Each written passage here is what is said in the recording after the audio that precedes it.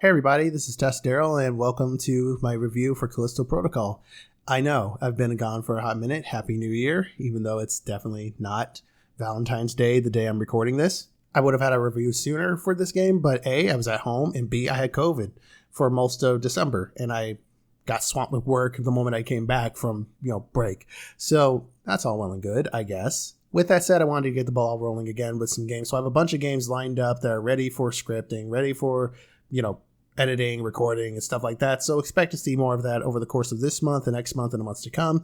And expect to see more dual queue related stuff too. I know I've been saying that every video thus far, but this time, genuinely, we have started a dual queue again. Not that it was over, it was just on hiatus because of our jobs. But the two games we're going to go over for that channel are A Plague Tale: Innocence and Little Nightmares. Those should be dropping this month. If not, then next month. We'll see. Life is weird. Without further ado, I can't say that word very fast, so I'm just going to say, without fondue, let's get going. I've played the mainline Dead Space games, and I am a huge fan of that series, despite my attitude towards Dead Space 3. With that said, I'm going to try and keep my review focused strictly on Callisto Protocol without making a bunch of assumptions, without making a bunch of comparisons to Dead Space. And before you ask, yes, I have played the Dead Space remake. I will talk about it later, meaning several videos from now. Maybe. Depends on how I schedule these things out, but I'm not gonna bring up the remake during this review. This is strictly focused on Callisto. In Callisto Protocol, you play as Jacob Lee, a man who transports cargo for a living, for the most part.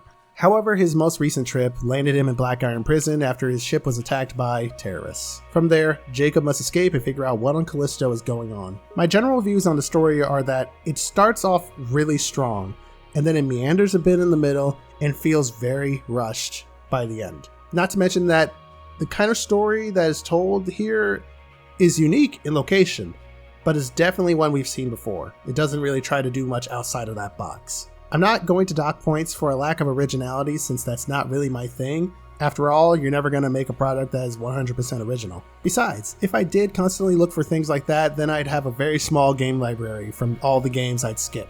That, or I would have a very large library of games that no one will have ever heard of before. Which has its benefits, but I'd be really scraping the bottom of the barrel there. That said, I did expect more from the story in the sense that it could have done less predictable things.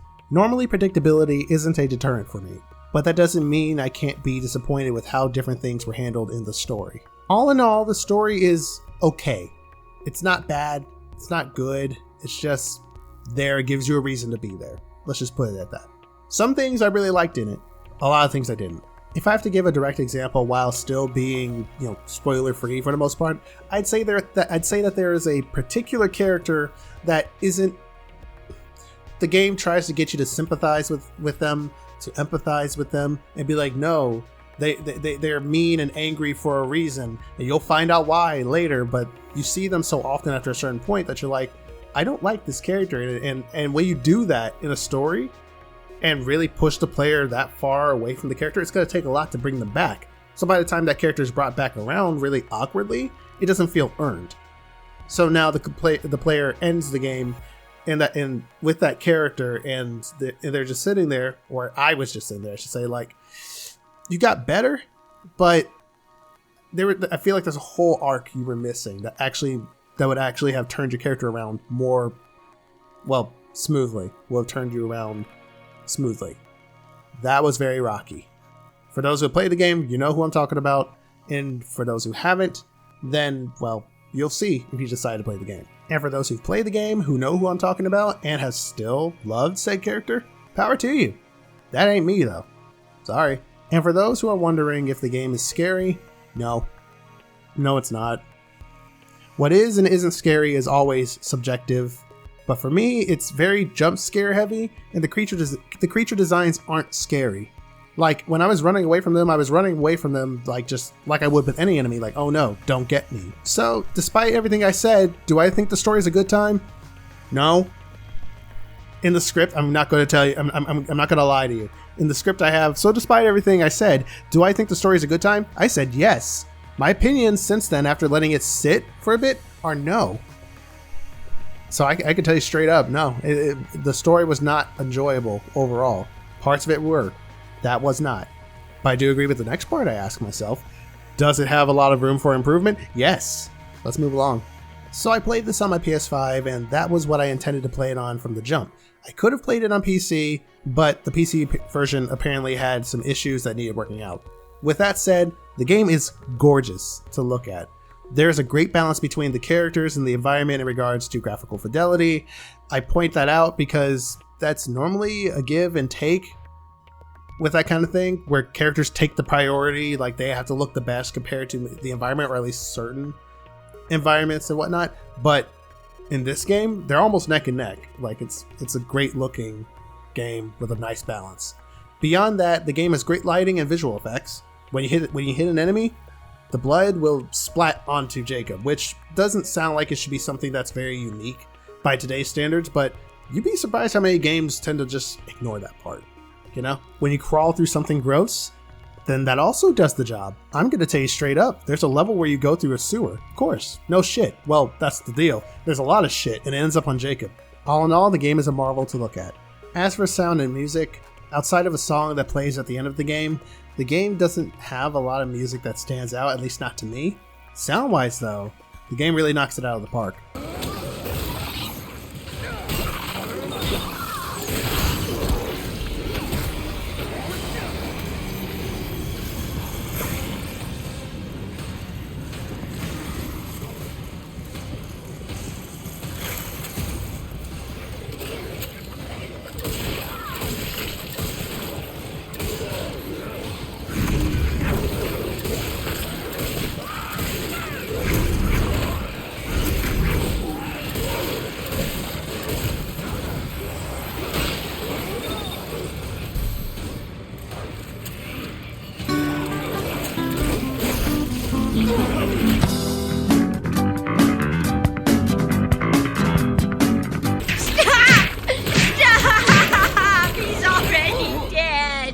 You'll often get thrown off by things skittering in the vents and distant sounds reverberating through the walls.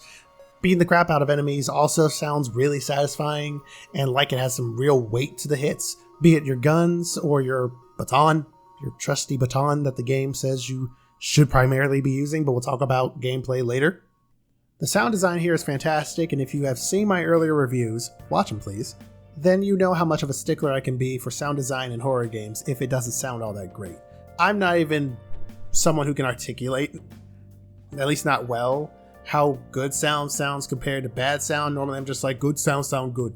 Oh, I'm not great at that, but I know what bad sound sounds like. That's why when I'm talking about sound, you'll often hear me talking about the less technical side of things, since I'm not familiar with that, and more about, hey, if you take a bat and hit the watermelon in this game, it actually sounds like a watermelon. That's sick, man. Okay, let's move on to the biggie here. Okay. So, remember when I said I wouldn't make any comparisons to Dead Space? Well, that's going to be tricky here, so let's forego that for now. Why? Because this game has a lot of Dead Space's formula in it, and that's obvious considering what I stated earlier about who developed it, but from the combat to how you travel around through each section of the game, it feels very, very Dead Space, very, very familiar. Which, if you ask me, was this game's appeal and what hurt it. Let's start with combat. Unlike Dead Space, shooting off the limbs isn't the end-all be-all for enemies. Shooting off the limbs will make the biophage, that's what the enemies are called in this game, it'll make them less effective in combat, but if you just went for body shots all day, that would work too. Especially later on when the enemies start attempting to mutate during combat, you kind of have to aim for the body there. On another note, the game also borrows from a lot of Dead Space's design philosophy. That means the good and the bad. There are sections of Callisto Protocol that are very combat heavy, that feel like they're at odds with the game's design. The game seems to want to be slow paced a lot of the time, but then you'll get thrown into those heavy combat arenas where you can very easily get overwhelmed. Now, if you use all the tools at your disposal, like the grip for Jacob's arm, which is essentially the equivalent of the kinetic thing that Isaac has in Dead Space, you can manage most of those fights really well. But unlike Dead Space, where Isaac also has a kinesis ability and stuff like that, and can heal on the fly, you know, without having to stop and then heal himself that way and this and the other, Jacob has to stop to heal himself, a la, say, Monster Hunter, old school Monster Hunter, for Monster Hunter fans out there who remember chugging the drink and then flexing. That's the equivalent of what it is. You have to wait till that whole animation finishes before you're actually healed. Or even if you get the heal off in there, you're still going to get hit while you're doing it. And once again, Jacob doesn't have stasis, so crowd control is more difficult with the enemies that move a lot faster. Now, to give Callisto Protocol credit, it does heavily encourage you to use your environment to your advantage, i.e. use the grip, take the most annoying enemies, and pin them to something. Throw them into walls, throw them off ledges, stuff like that. It's great. You don't get a lot of grip to use though, so it's like it wants to play the game of limited resources of a survival horror game, but it also wants you to go full Rambo at times, sometimes where it doesn't even really feel appropriate, at least in my opinion. Now, on the other hand, Callisto Protocol very heavily focuses on melee combat, which has split people. But I honestly love the melee combat in this game. There's a rush I get from being able to stick it to an enemy that got the jump on me, and do more than simply just flail my arms around and stomp them when they're down, like in Dead Space, which, by the way, there is still a stomp in Callisto. It's not as satisfying as Isaac's, but, you know, it's still a stomp, and it gets my rage out. Cool. However, it is janky in tight spaces when the camera is whipping around, and it's also kind of awkward when you're fighting more than one enemy in those scenarios, because you'll have, say, 2 biophages approach you, and it's like the game wants you to pick one, like choose who you want to lock on, except there's not really a lock on. You kind of just look at one enemy or the other, and then you have Jacob start swinging the baton, and he'll go after whoever's closest to him. But then while the camera is focused on you smacking the shit out of this one enemy, the other one's either standing idly behind you, or most likely, more than likely, it's going to hit you from behind, and then you're going to be knocked out of your combo and probably need to heal. Because, ooh boy, do those biophage pack a punch. And I wasn't even playing on hard, I was playing on normal. They just hurt. Especially before you get the suit, they just hurt a lot.